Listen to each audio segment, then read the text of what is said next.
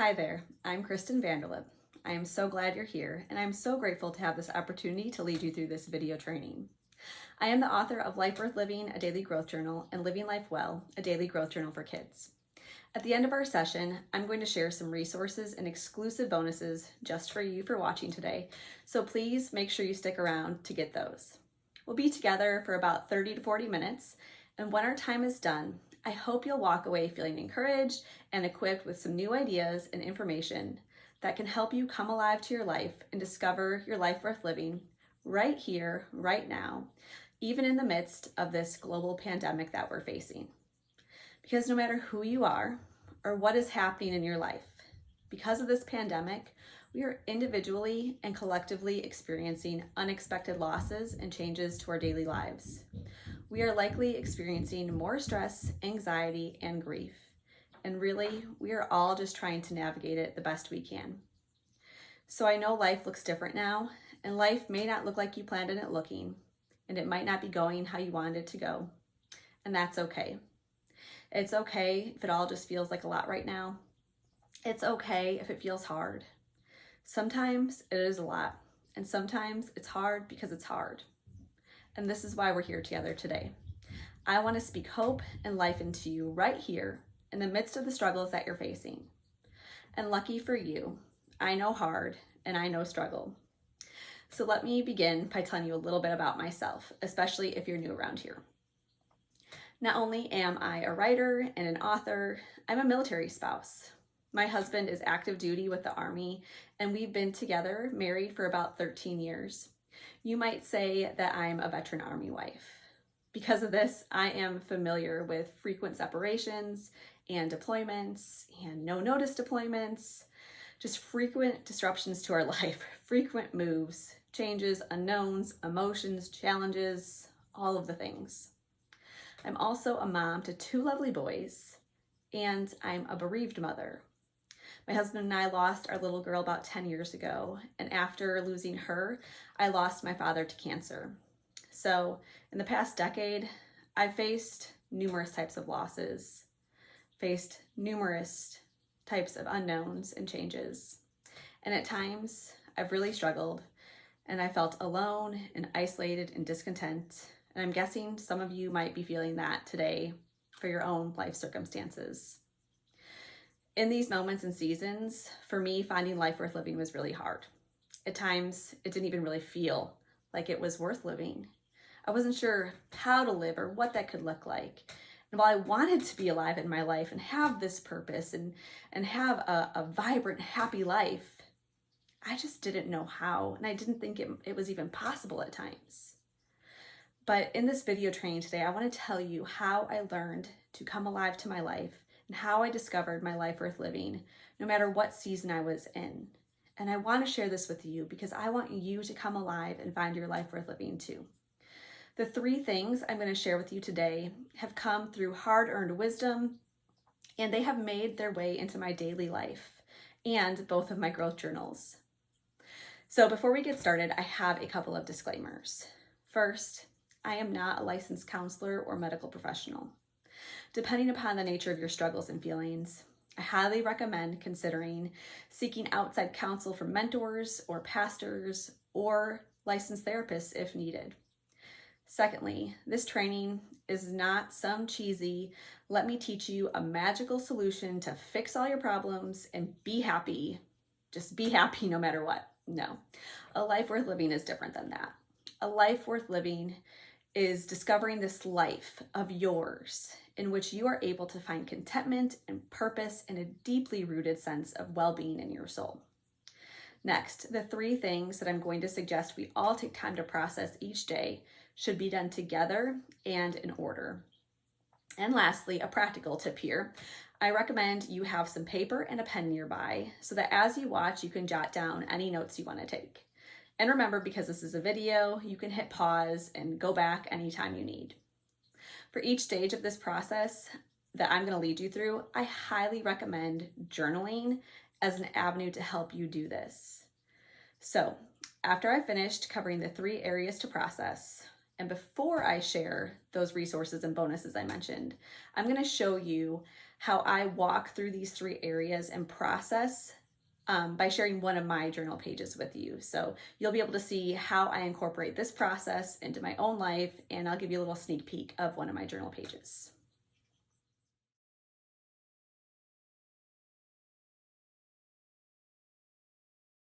All right, let's get started and talk about the 3 things you can process daily to help you find your life worth living.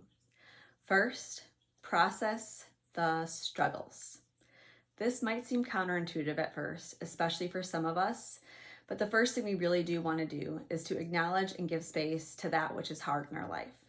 Now, when we're feeling heavy and burdened and stressed and struggling, like some of you might be right now, I know I am, we respond in different ways, right?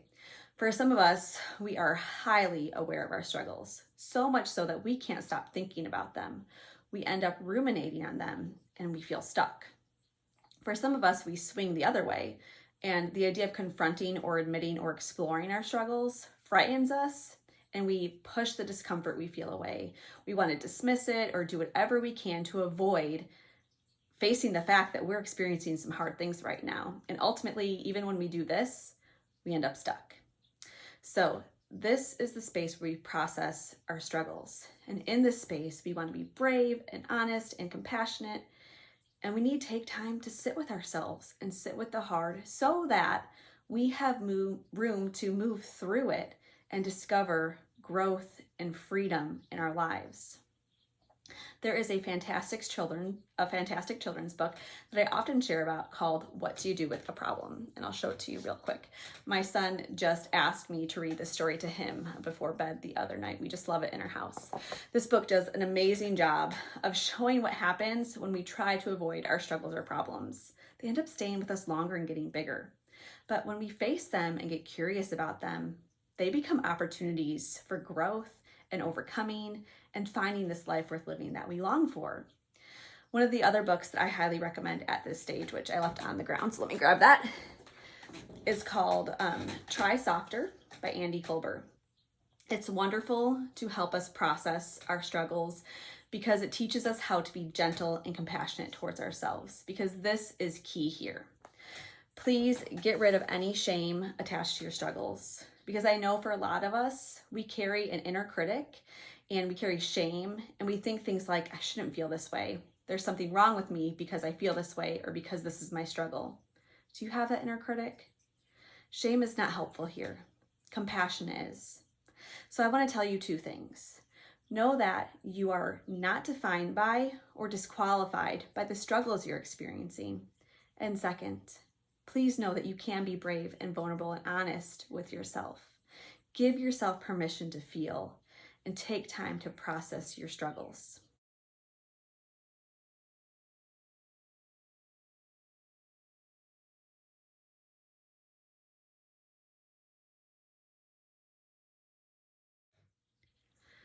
Now, we have to be careful here because we've processed our struggles and we don't want to stay there, right? We don't want to find ourselves just continually focused on them and ruminating on them. This is why it's crucial we process all 3 of these things that we're going to talk about today together. So let's move on to the second thing to process. Process your action steps. This is where we look at how we can begin to take action in our lives. This is part of the coming alive mentality that this finding your life worth living is all about. We want to work on shifting our mindset from passivity and victimhood, that mindset that can often occur when we're struggling through something. Because it's likely in these times, we might be hearing ourselves say, there's nothing I can do about this. These circumstances are out of my control. It's just the way things are. It's just the way I am. Or maybe even like, I don't know what to do, or I'd be doing it already, right? Could I speak some tough love to you as it's been spoken to me? Stop making excuses.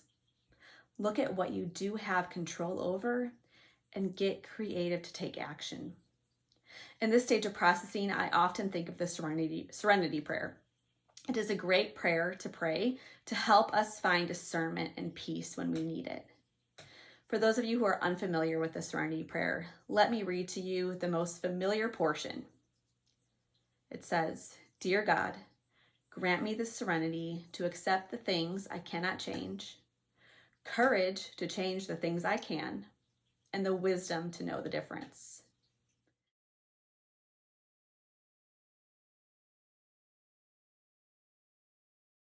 Did you know, by the way, that the word serenity means the state of being calm and untroubled? And don't we feel the opposite in our souls right now? We feel a little bit like we are very troubled and there's a lot of chaos. And so the Serenity Prayer, it turns us towards what we're looking for, right?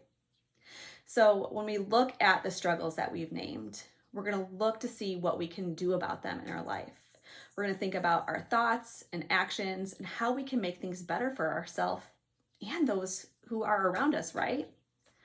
What can we do to improve things for ourselves and others? Sometimes we discover action steps when we can look at our struggles and identify what our need is, right? We can think about, what do I need and how can I meet that need? Sometimes it's helpful to read a book related to the struggle that you've identified. Sometimes, like I've said before, it's helpful to seek help from a mentor or counselor and take action based upon their advice. For some of us, we just need to stop waiting for God to just take action and rescue us miraculously, right? Sometimes we need to discover what He's asking us to do. And I've been there, that's been me. But sometimes we're invited into this process to do something. So let me give you some examples here. Sometimes taking action might simply look like giving yourself permission to feel. Maybe it's giving yourself permission to grieve and cry in the shower for 5 minutes. Maybe your action step looks like journaling or prayer. Maybe it looks like taking a nap. Maybe you have identified a need for rest, and so you're going to take a nap. Maybe your action step looks like showing yourself grace. Maybe it looks like seeking forgiveness. Maybe it looks like choosing an activity that you enjoy that boosts your mood. You know, there's no right or wrong here. There's no shame of, I should be doing this or I shouldn't have done that. Okay, this is where we really want to make choices based upon our identities and our values and our beliefs and our passions. So if you haven't taken time to sit with yourself to discover those, take some time to do that, right? Let's work through our struggles and make shift towards taking action so we can kind of cultivate this life worth living. I do want to share a page of my Life Worth Living journal with you called Growth Tools. It contains just tons of different ideas if you're looking for some practical steps that can be really helpful for everyone, but they don't always work for everyone. So give yourself some grace and try new things.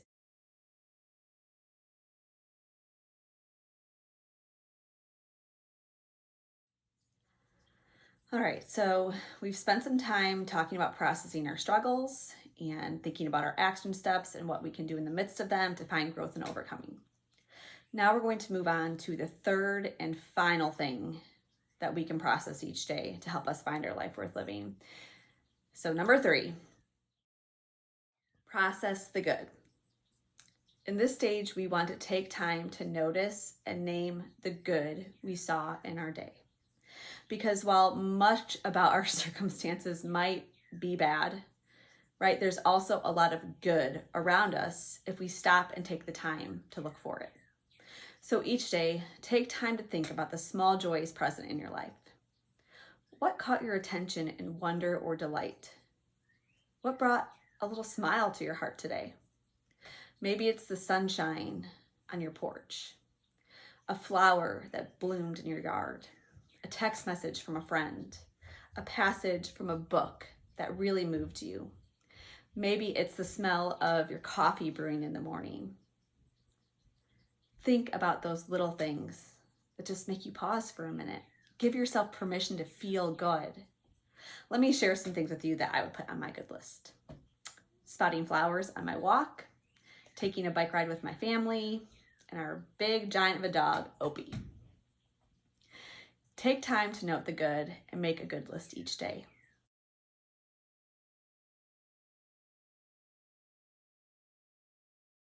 You see, when we are struggling in our lives, and we're focused on the hard, we're making a highway for our thoughts to travel down, and our thoughts keep traveling faster and faster in that direction. And ultimately, that's not helpful to us. But scripture and science both tell us that we can renew our minds and renew and change these paths when we shift towards gratitude and goodness. The more we can do this shifting and turning of our thoughts, the easier and more natural it will become to find our life worth living, even in these really hard moments and seasons. All right, let's review what we've covered today. By processing our struggles, we can grow in awareness and find compassion, as well as create space for ourselves to move forward and try new things. When we process our action steps, we get to move out of passivity and take on an active role in cultivating a life worth living.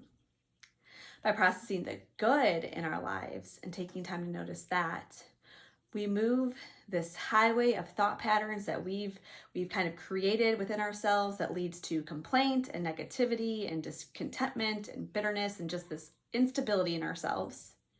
And we can turn our thoughts and emotions into new highways, ones that help us find joy and goodness in our lives despite our circumstances and feelings. All together, processing these 3 areas each day will help us find our life worth living right where we are.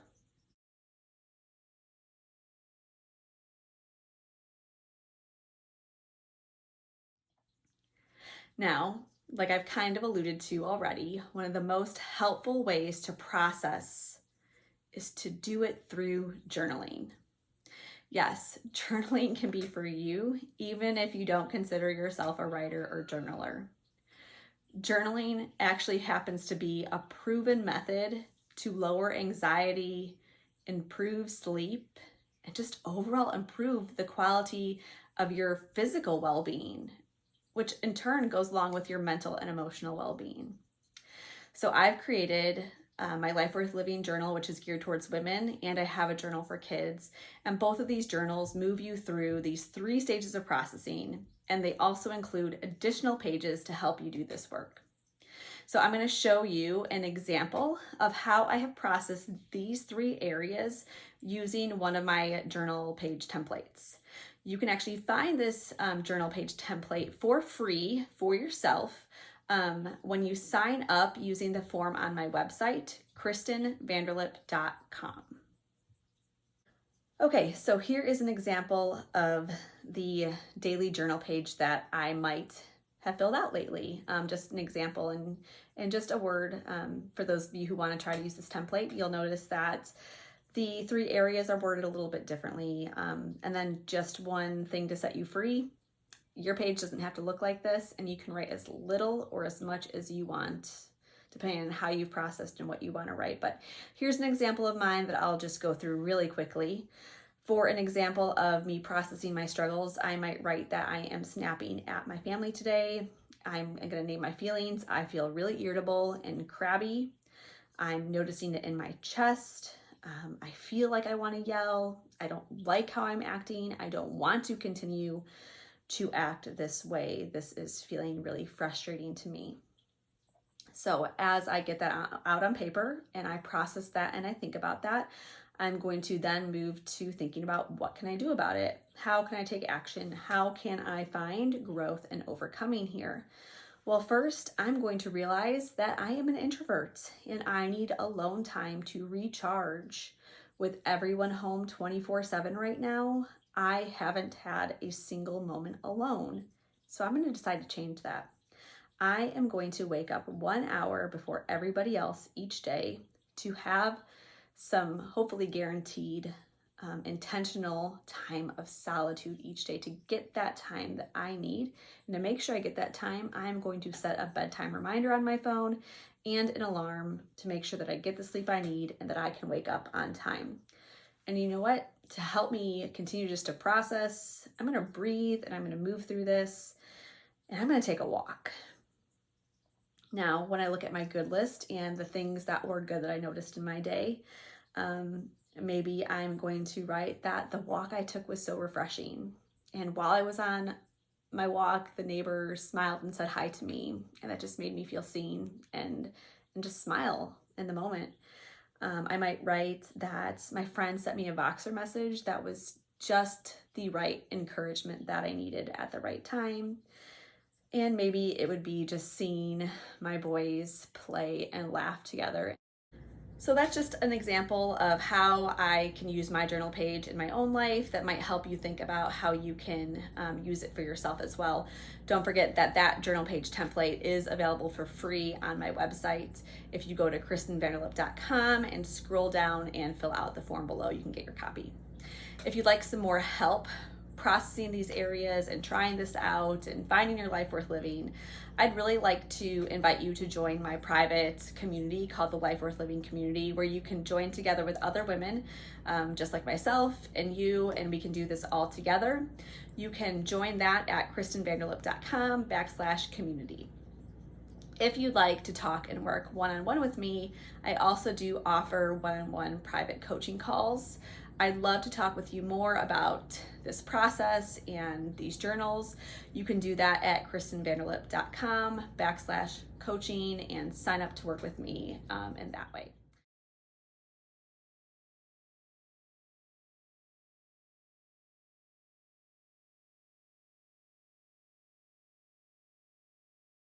I also want to let you know that both of my journals, the Life Worth Living journal, which is geared towards women, and the Living Life Well for kids, they are both available for purchase exclusively on Amazon.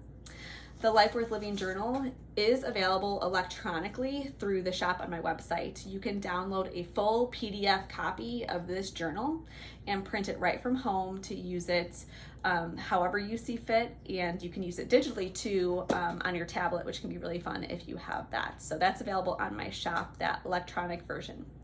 If you aren't sure about purchasing a journal, if you don't know if this is right for you, if you maybe just like to try this out for a little bit and see how it goes, I do also have sample journals that you can download from my shop as well. As a special thank you for watching this webinar with me, I have a special discount code that allows you to save 25% off anything in my shop, including coaching calls. I also have a cute mug in there. To grab your deal, just enter checkout or enter code webinar at checkout.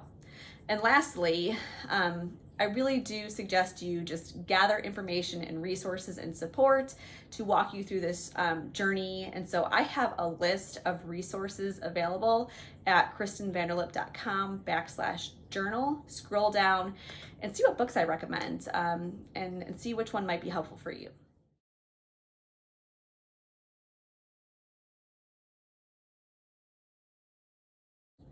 So I hope you found something useful and meaningful for you. I'd love to stay connected with you. I'd love to receive any questions you might have and really just have conversations with you. You can find me at my website, KristinVanderlip.com. There is a contact form there.